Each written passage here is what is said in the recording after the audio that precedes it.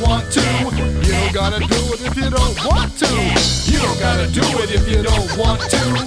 It's just a suggestion. Come on. Yeah, I think that mine were competitive that time. Yep. Cheers.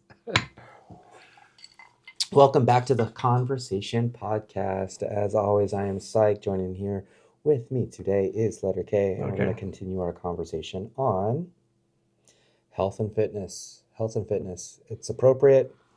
We're into the new year, and people want to start a new them. Yeah, even though you railed against that whole concept, we literally are doing this topic based on the notion that we chose it now because people are choosing now to make their latest attempt at better health. Yes. The only contention I made last time was there are more people I think there are more people who don't than are. Oh yeah. Yeah, because will the 6-month membership packages at my gym go up first of the year? Absolutely. Am I going to be inundated with the entire population of the city? No. And I would venture to say that as we continue to become a more sedentary and more lethargic and more like Wall-E human society, that fewer and fewer people are like, hey, you know what? I need to really do something with my life. Well, January's coming up. Mm-hmm. I think that number is declining along with our life expectancy. Yes. Yeah. And I know people make so many resolutions, New Year's resolutions this time of year. They set new goals. They go out and try to do things. And the only New Year's resolution I ever kept was the commitment to never make any more New Year's resolutions. So that answers my next question. The way my brain processes New Year's resolutions is if there's something about my life I want to change, if I want something to be different, I'll just do it now. I don't need to wait for a new year. I don't need to wait for the calendar to change. I'll just do it right now. Yeah. But I know this particular time of year really speaks and draws in a fair amount of people that they buy into this whole thing. New year, new you. Renewal. Yes. New year, new you. It's the cyclical nature of life. We always get another chance to go around the board, and it starts here. Mm-hmm. I completely agree with you that, you know what? January 1st is only one day. You can choose at any time to start something, an endeavor, a change in your life. You can make that decision, but it can't be half-cocked. I think that's what the problem that people have is like, you know what? I woke up hungover. I'm done drinking. Mm-hmm. How many times have I said that? And not as many as you'd think. But it's that mentality that something happens in your life that prompts you to engage in a change, but there's no consistency. It never lasts. So, I do agree that planning your, pick a date, plan your do better, be better, live better. Mm-hmm. But while you're planning, don't just plan the start date. Plan the plan. Make a plan for the consistency, for the duration, the endeavor. I have a New Year's resolution this year. I made one. I made one for myself. Okay. And it is to self-publish and release my mystery novel that I wrote in 2016 and never got it published, never got an agent. I've workshopped it, and I've worked it to the point to where it's as good as it's going to get. In fact, some of the stuff in the book is dated enough to where some of the technology references are a little outdated, but I've decided to not change them. I'm just going to release it as it is. Okay. But I'm doing that this year. I'm doing that. I've already started the process. I bought myself a self-help book on self-publication because that was the scariest part for me was I don't know what to do. Mm-hmm. So I'm learning. But I made myself a plan. I have a plan, I have a goal, and it's achievable. I have the damn book, mm-hmm. and I have the money. I could do it. I could do it right now if I wanted to. I just want to do it right. And so fear of doing things wrong, I think is a big part of why people never do things. So education is paramount. Like me, I don't want to go new places because I'm afraid of what I don't know what to do. I didn't want to self-publish my book, and I always used to say, I don't want to do this because if people don't want to pay for to read my book, it's not worth it. But now I'm changing my mentality, and I'm learning that it was education. Didn't know what to do. I was afraid to do it. Health is the same way.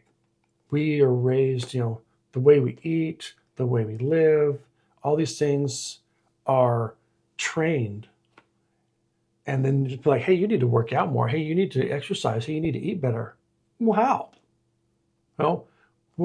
So self-educating your ability to do better, I think, is a big thing that people miss out on. So like they start, well, I'm gonna go to the gym. January 1st, I'm gonna go to the gym. I'm gonna get on the treadmill. But you're not teaching yourself anything. You saw somebody running on a treadmill in a montage in the movie, and you think that's what's going to happen. You don't realize that with a little bit of self-education, you can actually come up with a plan to, not just get on that treadmill, but actually do better and actually succeed. And I think that's a big part of what people are missing out. I think that plan should also have built in times to reevaluate the plan as well. You have to let it evolve. We're going to try this. We're going to really dive in. We're going to commit. We're going to let it go. We're going to give it a fair opportunity to work. And then after we have done so, then, okay, is it still working? And then adjust as necessary. Yeah. It's just like driving. I did 2-3 years of workout videos, other people's routines that they'd come up with, the Beachbody thing and stuff like that. And when I started trying to invent my own routines that worked best for me, I was constantly changing stuff, evolving. I liked this, but not this. So I took this out and I inserted something else. It takes, so doing all those workout videos, the workout series stuff, that was me self-educating. I was learning how to lift correctly, how to muscle engagement. I was learning the different techniques for cardio, that kind of stuff. And then I took all that information and I created something that worked for me. Education, self-education for better health is huge. You had mentioned last time how all those Lambo labs. Oh, I looked them up, by the way, and there's quite a few domains available on Squarespace if we so choose. Lambo Laboratories, Lambo Labs Live. I like Lambo Laboratories, right? We'll get into that. Yes. So dumb. Ways Dude. to do it better. So we're gonna get sued and have no traffic. But you were talking about, that was an example of people wanting to self-educate because they're going to pay to get the extra data. But it's, because your doctor, especially if you go to one of the modern doctors like Kaiser and stuff, they're on such a time crunch to get you in and out. What do you need? Antibiotics? Here you go, get. That they don't have the time to spend with you to explain these things. So you need to take better health by the reins and pull it towards you. So self-education, I think that's paramount. That's key. And this became quite clear when I first learned about all of these other labs that are available and all the other tests that can be done and what they can show you and how they can benefit you. I emailed my doctor. I was like, hey, I would like to have this test, please.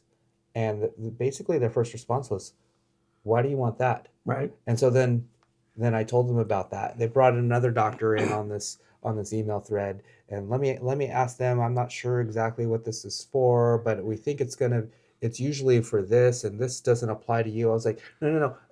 Yes, you're right. It is for that, and yes, you probably don't think it applies to me, but if we test for it, then we'll absolutely know, is this something that is affecting me currently or isn't? You just like data.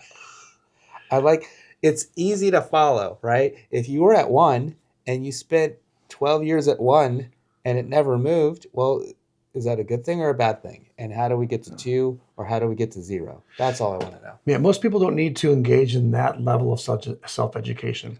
Most people can learn a little bit about how better health works with a basic YouTube search. I work in education. Yeah. Okay, so a lot of unhealthy people are teachers.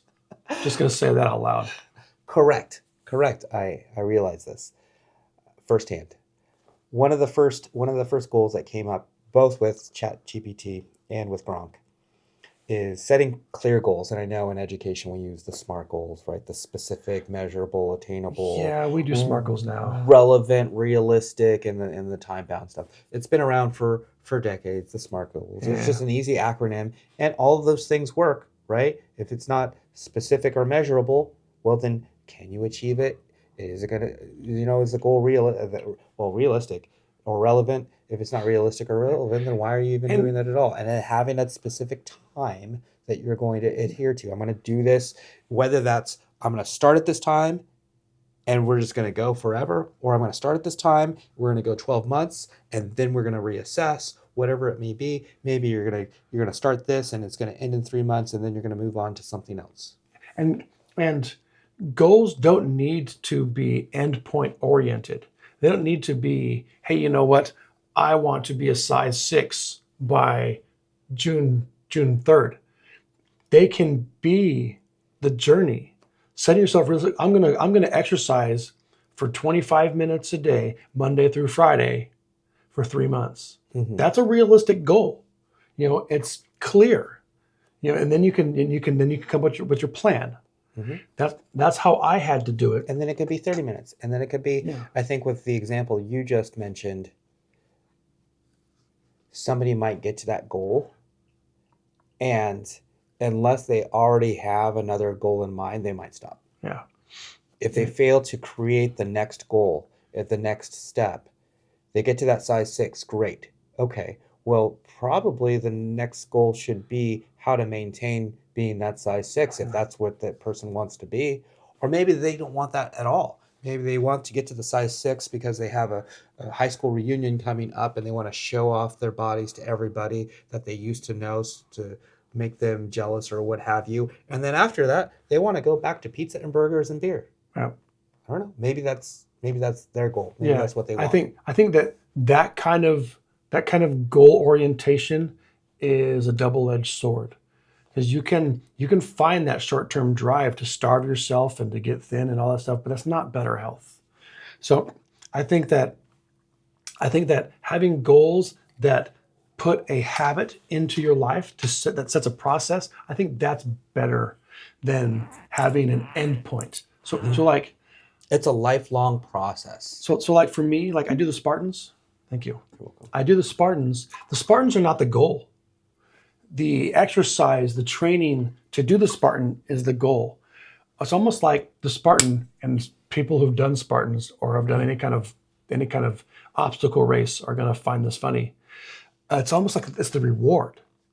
It's the pinnacle. Yes. You put in all this work and now you have this day of glory. I can achieve this because I set this clear and realistic goal of exercising every single day. And I made it a habit. So if I think about it like that, my goal was to create a habit of better health. And I've done that. But it takes, and it started with, okay, I'm going to stop drinking, I'm going to exercise regularly, and I'm going to run once a week for 3 months. And then, traditionally, statistically, if you do something for I think, 10 to 14 weeks to form a habit, then the end, me fitting into the size 6 dress was no longer a relevant achievement. It happened. I really hope you did not buy a size 6 dress. Wait, is that the dress you were talking about at Macy's that you didn't want to buy? Is this a whole other cover? Yeah, this is a conversation that we'll have to have offline. No. I just realized that selecting a woman's dress size for my analogy may have been a little sexist. So, but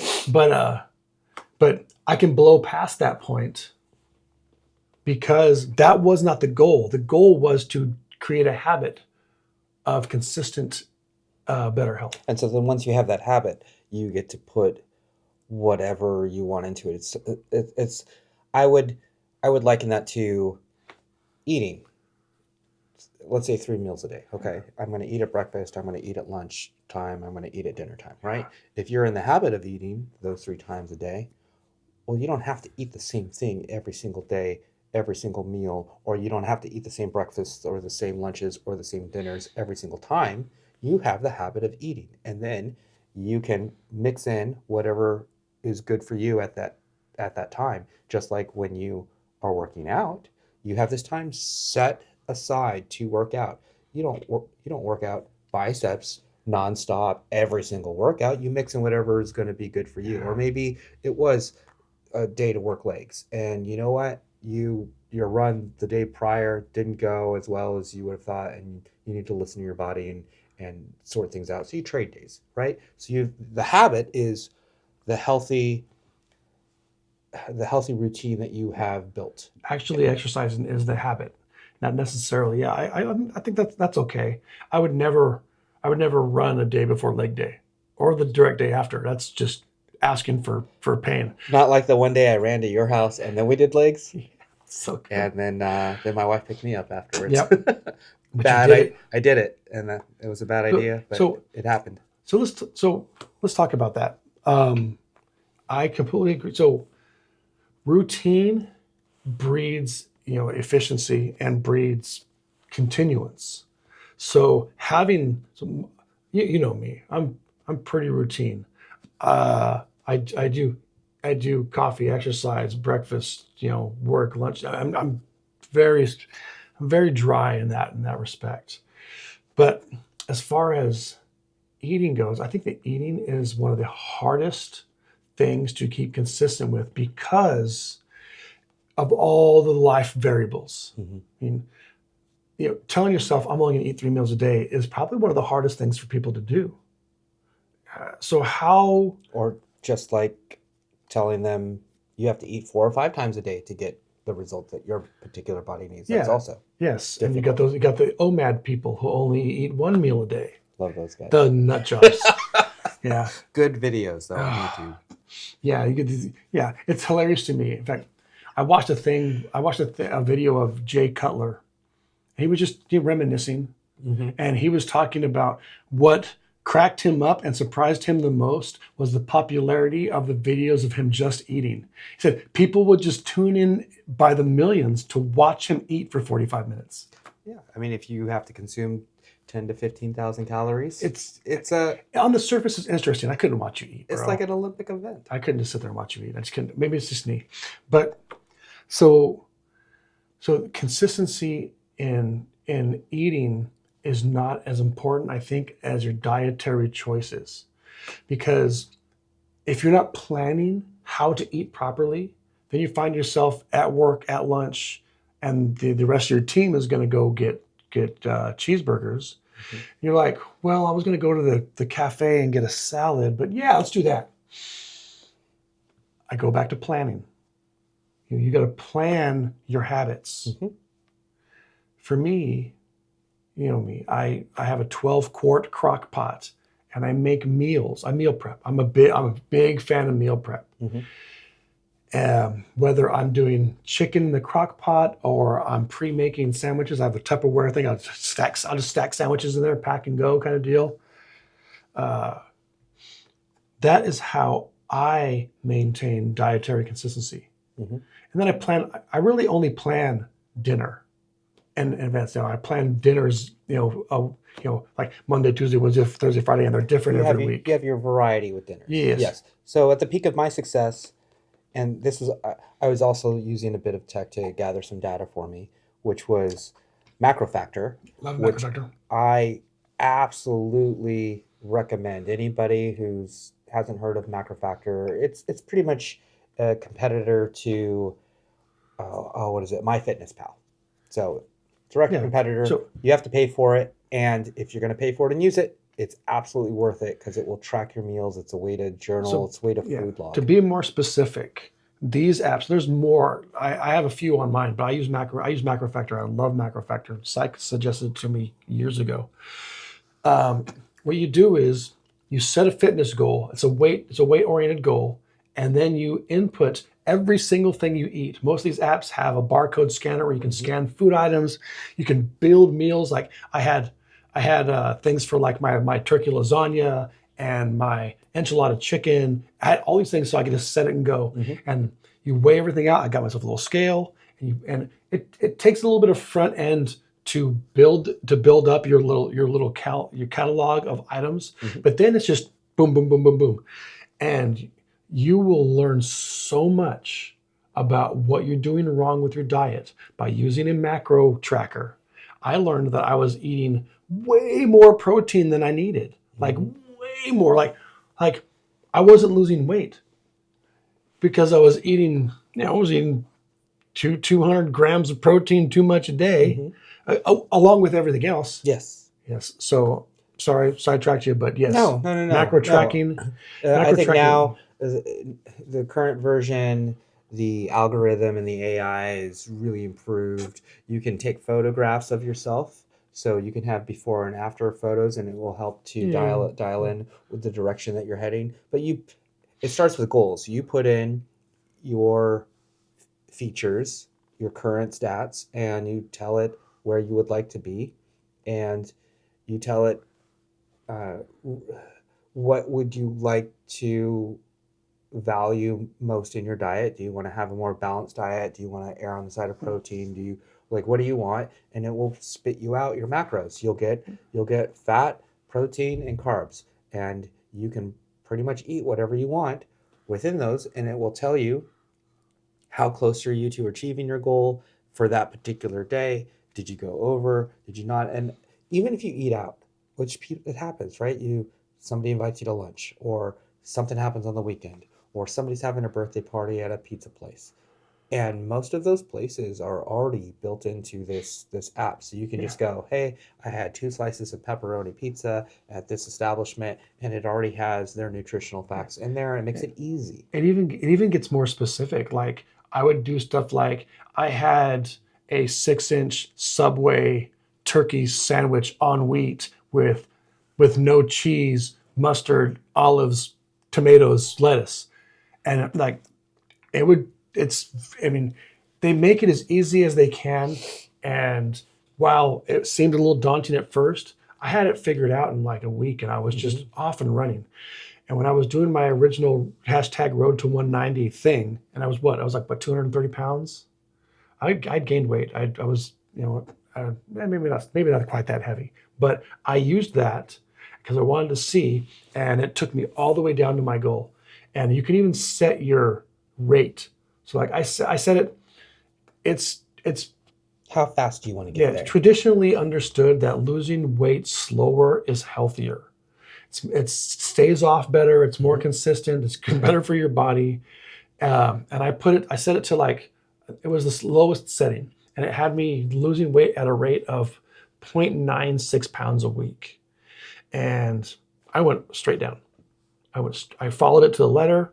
It was kind of fun to try and hit my macro goals every day, like to the gram. Yes. Treat it like a game. I tried it like, and me, if it's a game, it's a video game. I'm there. It's a video game. It totally felt like a video game, and I really enjoyed it.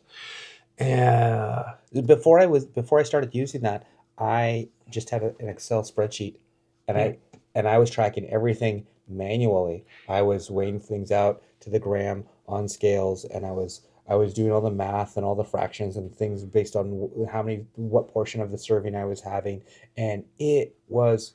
I started this. This was right before New Year's. Right after New Year's one year, and not because of New Year's or because it was. It was not. It totally was. I started this before, and then it kind of bled into it, and then I was like, "There's got to be a better way to do this." It was taking we were on a family vacation to the snow, and it was the one where I sent you the video of me doing the sit-ups and the push-ups with your video playing on my laptop while I was holding it, and I was like, "There's got to be an easier way," because I was devoting. If I could reclaim that time that I was spending to try to figure out if what I'm eating is actually good for me or not, or am I getting too much or not enough, then I can reallocate that time back into the rest of my life, workouts, fitness, family, make sure I'm putting enough into them so that they're not feeling neglected when I do go work out. For me, the big win was because I was trying to eat healthy. I really was. And I was doing that before. I was doing a pretty good job, crock potting my chicken, steaming my broccoli, having my rice, all that shit. A little bit of Kraft mac and cheese. No, that's a little. Yes, it hits the macros. No, it's not healthy. No, you can't argue that. No, it's fine. It's not unhealthy. It hits the macros. That's all it does. However, what I learned was that my big win was learning how to get my dietary macros in the correct amounts, because that's what was screwing me up. I was eating well. My lab numbers were coming out good. I wasn't losing any weight. And I was eating a little too much, and I was eating things in the wrong amounts, just the wrong ass amounts. So that brings up, this is a nice segue. Tracking progress is, we did tracking progress, we did building a routine. What I want to jump to is the fallacy that you can eat whatever you want as long as you're exercising and you will lose weight. If you're interested in just straight weight loss, that is 100% calorie deficit. Mm-hmm. There is no other factor. If you burn 3,000 calories and you ate 2,000 calories, then you will, if you continue to do that, you will lose weight. But what weight are you losing? Are you losing fat? Are you losing muscle? Are you losing some of both? Yeah, probably. But you will lose the scale, the number on the scale will drop. So when I was at my heaviest and I needed to change, and I changed my eating habits, I literally lived on teriyaki chicken and rice for like a year. I lost quite a bit of weight. I didn't feel great. I didn't feel super healthy. I didn't feel fit. I didn't feel like I could go out there and do things, but I was definitely losing weight. And so that brings up the next point. So yes, calorie deficit is 100% of weight loss. If you're exercising, you're increasing your calorie burn, and so that will accelerate that process, while also at the same time, maybe doing it a little bit healthier. Mm-hmm. And it takes 3,500 calories to lose a pound of fat. You have to burn 3,500 calories to lose 1 pound of fat. So calorie deficit, 100%. But now, how does that turn into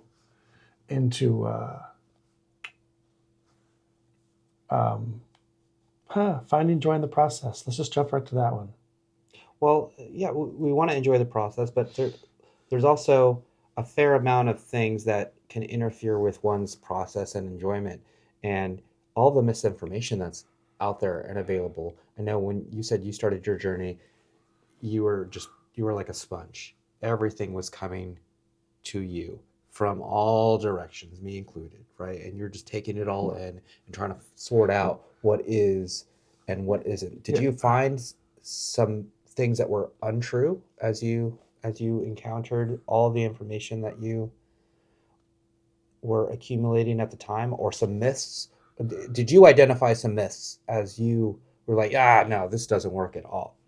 I asked Gronk for some, but I wanted to ask you first. So the biggest thing that I learned, that I always thought that, the more you work out, the more you exercise, the faster you're going to lose weight, the healthier you're going to be. That is huge misnomer. I think it's terrible to tell people that. More is better. Yeah, more. Yeah, so I found that I actually can't consistently work out. Like if I tried to keep up with what you were doing, working out 2 hours a day, that kind of stuff, and doing full body and then cardio and all this stuff, I couldn't do it. I could not physically handle it.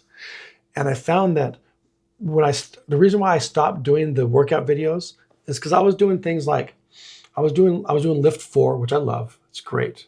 It's a great program. There was a couple other ones that were heavy in the lifting, and I was listening to what they were saying. You got to go bigger every time. If you're not lifting the weight, raising your weights every week, you're not succeeding. That Progressive overload. yes, it's such a bad idea to tell people, hey, you've got to go bigger than last week. You go harder than the week before. You got to go. You got to. You know what? Just stay consistent. You literally only need 25 minutes a day of elevated heart rate for better health. So set that as a goal. And that was the biggest thing I learned, was that I did not need to do as much as everyone was telling me. The internet, all these videos, everyone was saying, you got to go harder, you got to go faster, you got to go bigger. So let me rattle off a few of these. Okay. And there's 10 of them. I'll just read them all off. You can tell me what hits. We can talk about as many or as little as you would like. Spot reduction is possible. Basically, the notion that you can, I just want to lose weight right here. Yeah. More sweat equals more fat burned. Women will get bulky from lifting weights. Got that one. You can outrun a bad diet.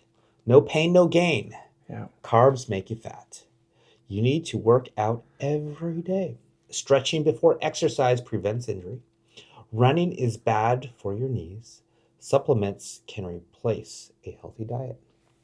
Okay, so you can spot reduce fat in specific areas. Complete nonsense.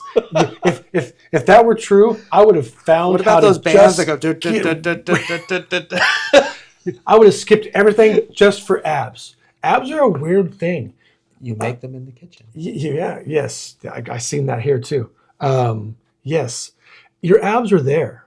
Yeah, they're always there. You're always there. But subcutaneous fat, especially as you get older, fat around the midsection is the first place that it sets, because that's the easiest place for your body to store it. So yes. If you lose enough body fat percentage, your abs will, even if you never work out abs, they're going to show themselves. You can also make your abs bigger. So if you lose more of that fat surrounding them and your abs are slightly bigger than they were, then yes, they're more likely to be exposed. Exactly. But yeah. I just want to lose the fat under my arms. I remember when I was in groceries and I was sitting there, I was doing an approval, or I was, and you know what it was? I was counting a register at the end of the night. And the two gals that I was working with, they were counting registers as well. We'd close the shop, and they were complaining. Both of them were doing, they were hitting the treadmill, and they were both complaining about how the first fat on their body that was reducing was the breast size. They're like, how come I can't get rid of my gut, but my boobs are shrinking?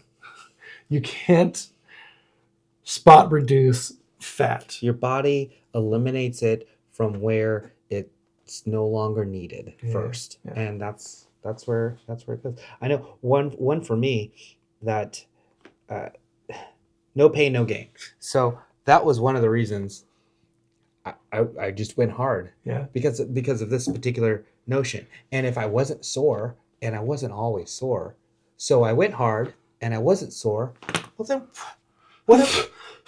what did I do all that for? There goes, I just spent 3 hours. All right, tomorrow 3.5, or tomorrow 4. And we're just gonna go. And then that ultimately would have led me to complete and utter I would have broken myself. Yeah. I would have completely made my body unusable if I continued down that road. I've found that as I get healthier, especially with the running and stuff, because I always had trouble with my knees, and I know that one of your misnomers is running hurts your knees. I'd like to hear what that says. But when I found that when I got healthier, even when I was lifting hard weights, I was sore less, I recovered faster, and the pain that I felt was the exertion during the physical workout, and then it kind of largely fades away. So if I think that one of the biggest things that our parents' generation did to harm us was the whole no pain, no gain fallacy. So the running thing says running can be beneficial for joint health. If done correctly with proper footwear and technique, problems often arise from overuse improper form or pre-existing conditions, not from running itself. It does not mean that running does not wear your knees and joints, just like fine automobiles, which I am fond of. With moving parts, they wear out over time, and if they're improperly lubricated, yes, you will have things rubbing against each other, and they will degrade over time. And like a fine automobile, I am starting to wear down at the hinge points. So yes, I think that's so the part of that I think is important to point out is that proper technique. So many people technique and form. So many people run wrong in fucking Chuck Taylors. If you're going to be running, if you're going to go jogging, if you're going to hit the treadmill, if you're going to use that activity as your cardio workout, you got to spend the money on the shoes. Yes. I had decent shoes and they worked out pretty good. Like they were a pair of New Balance or some such.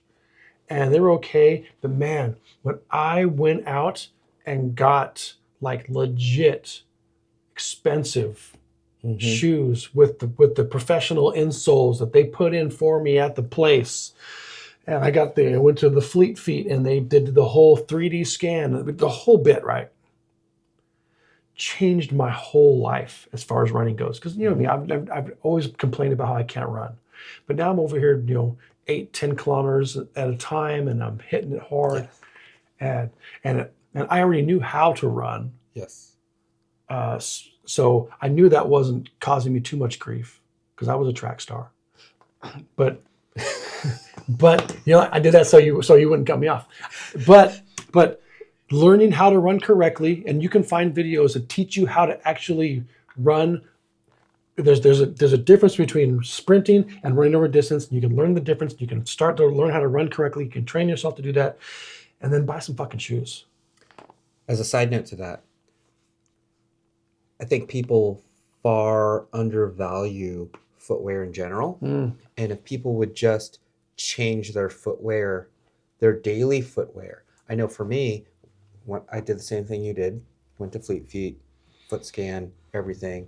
And I got not only some running shoes, but some daily shoes to walk around in. And I got inserts for those shoes as well.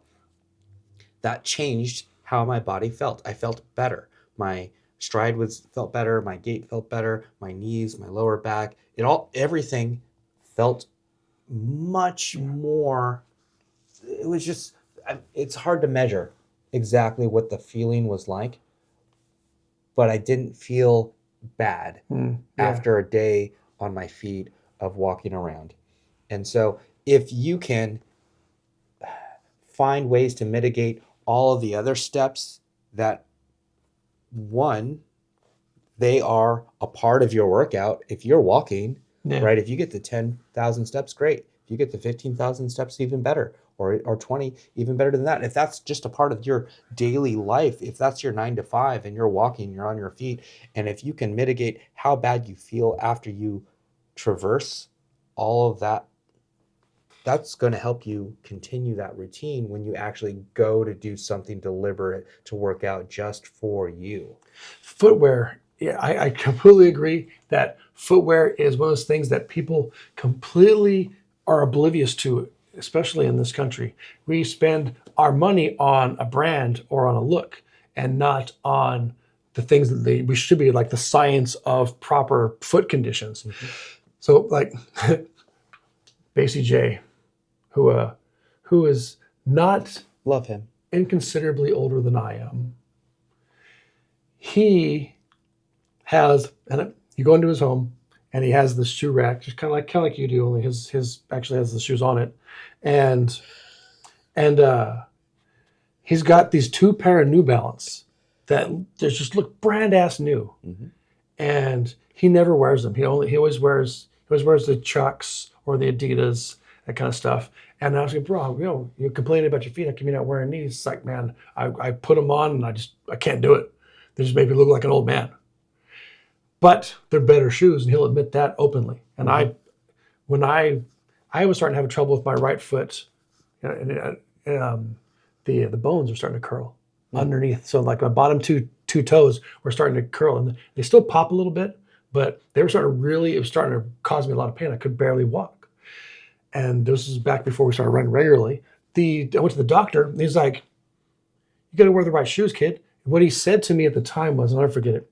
And I love my doctor for this. He said, hey, sometimes we want to wear shoes because we think it's cool, but we don't realize that we're getting older. We need to start thinking about wearing shoes that don't make us hurt, right? So, and that goes back to listening to your body. Yes. You got to listen, you have to pay attention, and you have to notice. And if you failed, I had a staff member in my classroom. I still work with them. And they were complaining about walking. Why are we doing so much walking? Is something wrong with the distance that we're traveling? Yeah. Well, no, but my feet hurt. Okay, why do your feet hurt? Well, they hurt because of this. And they already identified the problem. I was like, oh, okay. Have you considered this, and this? Well, first two, go in and get a foot scan, buy proper footwear, get some inserts. That help. Okay. Yes, I've considered that. Have you done it? No. Why? Oh, that'd be too expensive. Yeah. I was like, oh, okay. So you'd rather live with the discomfort and the pain. Yeah.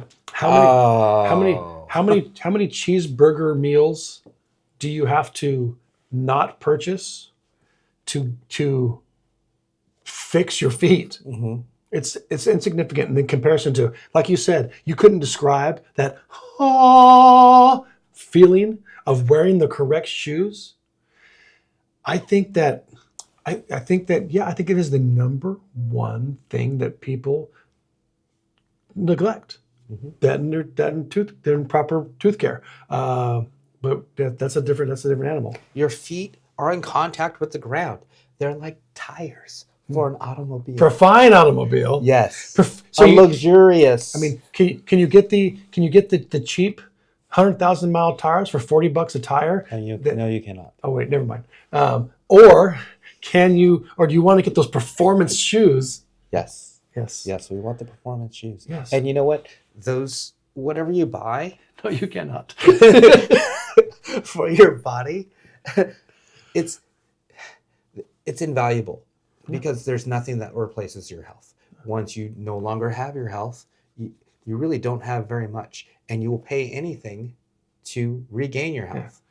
Here's an unpaid plug, since we're talking about shoes. So I always just wore, whatever I got at JCPenney or Ross or whatever for groceries. And I was on my feet 9-10 hours a day, going hard. And my feet always bothered me. Everyone's feet always bothered them. I had the padded mats, the cashiers, because they're just standing there all day, not allowed to sit down, that kind of stuff. And then I went to a seminar, a management seminar, and somebody had mentioned a company called Shoes for Crews. They still exist. It's called Shoes for Crews. You can go to shoesforcrews.com, and they have shoes that are reasonably priced, that are in any professional style. I mean, from looking like kicks to looking like some straight up professional tuxedo shoes. But the insoles and stuff, and the shoe design are built for working on your feet, for standing on your feet. And the last 4 or 5 years that I worked in groceries, I bought Shoes for Crews shoes, and it was like a change in my perspective on working. So yes, something like getting the proper shoes and the insoles and stuff can be a little spendy. It can, but if you're over here spending money on goofy shit and complaining that you can't afford to do something that is so pivotal to your health and well-being, you're fucking up. I think kind of the direction we're going now is, and I'm all for it, it's this holistic approach to one's life. Fitness and health is arguably one of the biggest components to that. However, one's ability to start, maintain, and become successful in that discipline will be hurt and hindered or helped based on all of the other areas that are surrounding this individual's life.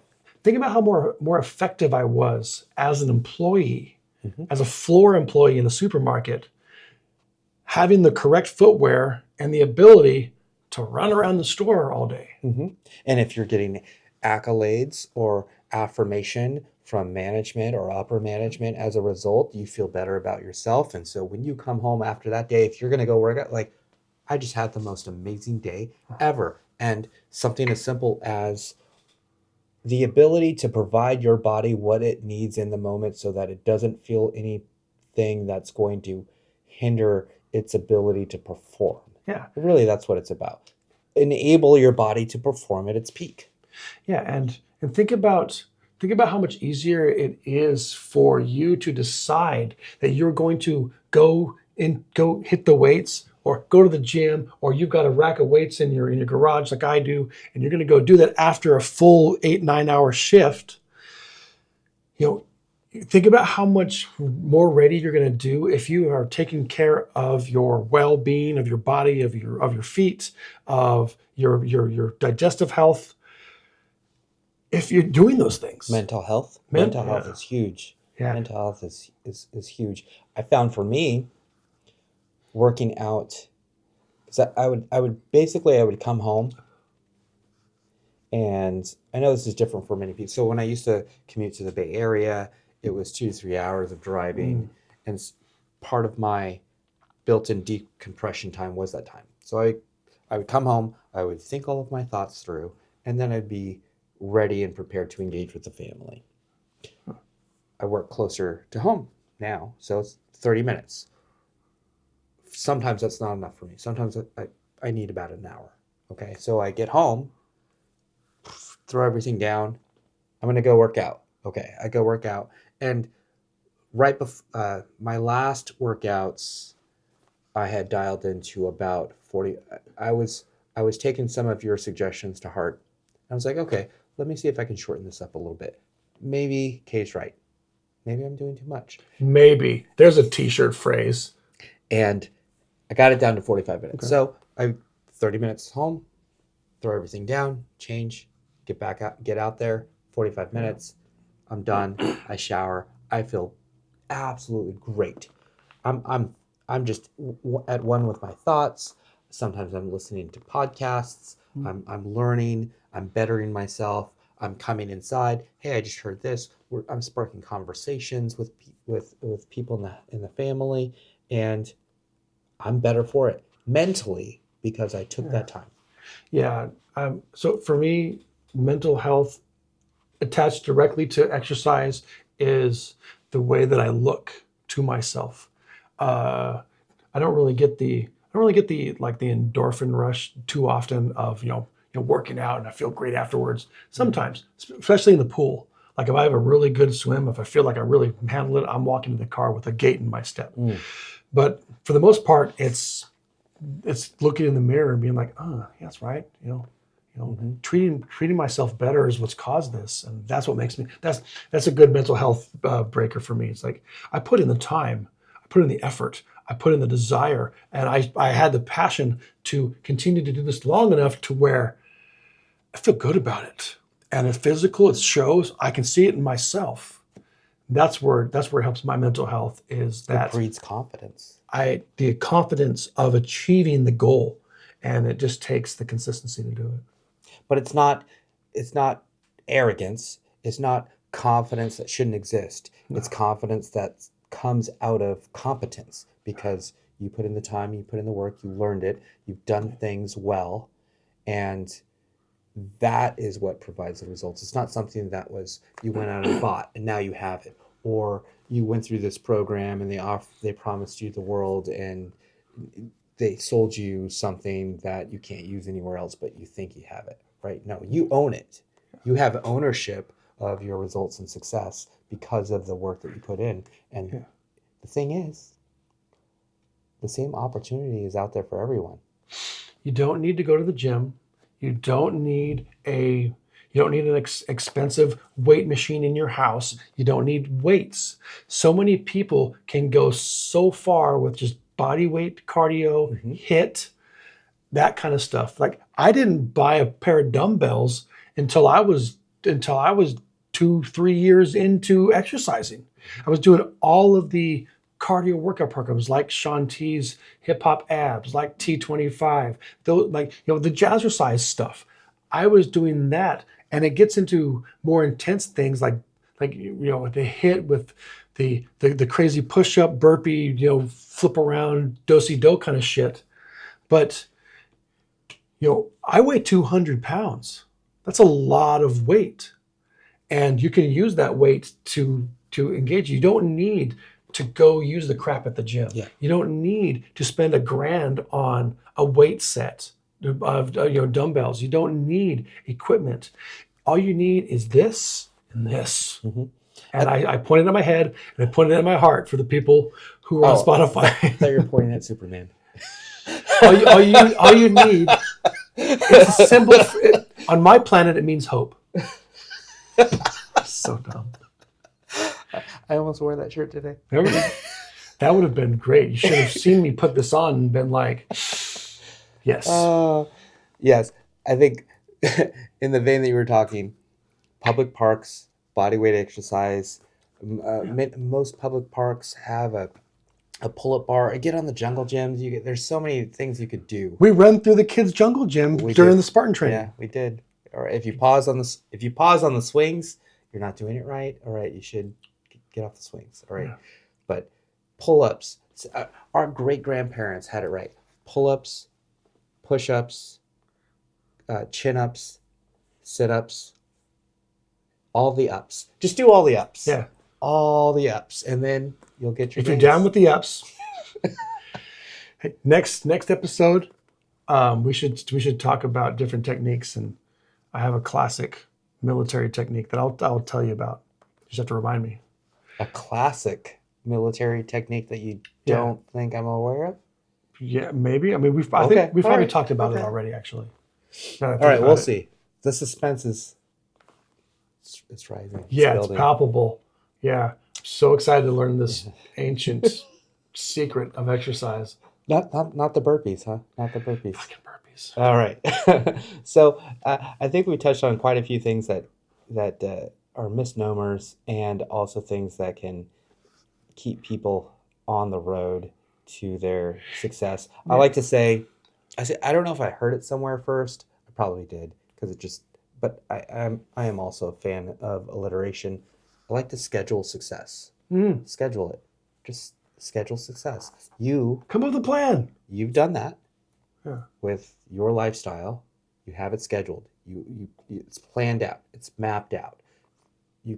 Somebody could take your plan and do it and probably be somewhat successful at it. They might have to adjust a thing or two based on their lifestyle, but they could probably, because you have it written down and you can communicate that with somebody else, it could potentially help them. Find somebody who has done a thing that gives you a direction, gives you directions. Try it. Just try it. And if it doesn't work out for you, try somebody else's thing. You're going to find something where you're like, okay, yeah, this works, this doesn't work. I'm going to do this, this, and this. Once you have the education to make the decisions for yourself, you can make those little adjustments. But most people don't know how to get started. The only caveat I would make is don't seek out one person after another who's trying to sell you something again and over again. Make sure they're people you know and trust, that you genuinely can reach out to and share stories and figure out that what they're doing is actually working because they actually want to do it for them. Yeah, but that's going to be hard too to find. If you have somebody you trust and who has a regimented workout routine that you can try to piggyback on, great. If you don't, you've got to go to the internet, and they're going to try and sell you some fucking protein powder. Just suck it up. It's fine. You're talking dry scooping protein powder? Is that what you're suggesting? Spoonful, bro. just like the chick at the beginning of freaking Nightmare on Elm Street 3, where she's eating just Folgers crystals. I've never seen it. Of course you haven't. I don't even know why I make these references. There we are. Somebody's like, yeah, Kay knows what's going on. Oh yeah, in one of our previous episodes you mentioned, we've all seen Jungle Fever, and I went with it, but I hadn't. And I looked it up afterwards. You'd like it. It's a good film. It's a Spike Lee joint, but it's a Who's that? Spike Lee? What? Oh, Jesus Christ! It's a great. I'm messing with you. It's a great film. It's a great film. He did a really good job of making the film about this extremely difficult thing, while convincing people it was about interracial love. Yeah, it's brilliant. It's a great movie. Sorry. That's a good place to end. If Spike Lee tries to sell you a workout routine, consider it. You've seen him. He's mousy. Yeah. He doesn't work out. Oh, he might. What a dick. Now he's gonna be trolling our comments. Let it K, fuck you, man. I wish for nothing else. Make us famous. Just fuck around and find out. All right. Okay, so where do we okay, so we started at the beginning and now we're in it. Some things that keep people going, some myths to dispel. I suppose what do you do after you achieve your goals? What do you do after you succeed? Live your best life. And we'll get to that next time.